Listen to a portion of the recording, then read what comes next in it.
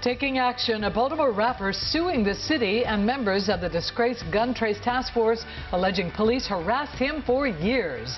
Hello, everybody. I'm Denise Koch. And I'm Vic Carter. Kevron Evans, also known as Young Moose, claims he was falsely arrested and imprisoned. Now, his lawyer says he now fears police because of his encounters with officers over the past 8 years, and he is also suing several former officers now in prison on corruption charges. WJZ investigator Mike Helgren is live at City Police Headquarters with more on these allegations. Mike.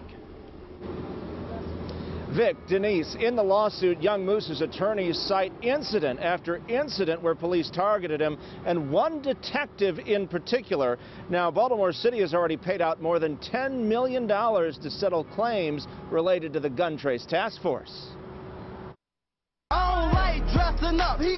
Kevron Evans, the 27-year-old Baltimore artist better known as Young Moose, once rapped about former city police detective Daniel Herschel.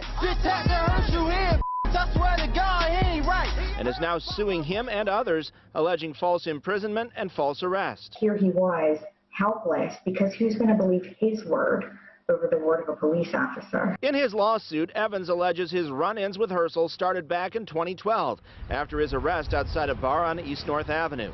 And he claims Herschel planted crack cocaine on him. Whenever Mr. Evans would ask, "Why are you doing this to me?" Officer Herschel would point to his badge and say, "Because I can." Herschel is now in prison, serving an 18-year sentence for his role in the gun trace task force scandal. The GTTF was an elite police unit whose officers robbed citizens. 6 other members of the GTTF and 2 current officers are named in the lawsuit. Police say they won't comment on pending litigation. Despite, being sort of a local star and somebody who's up and coming in the rap industry, he went through it just like anybody else who went through it and understands.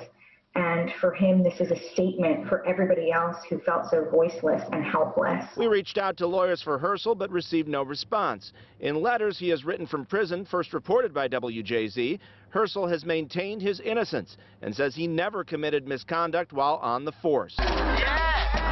Evans says his rap career was damaged and is seeking more than $1 million in the lawsuit.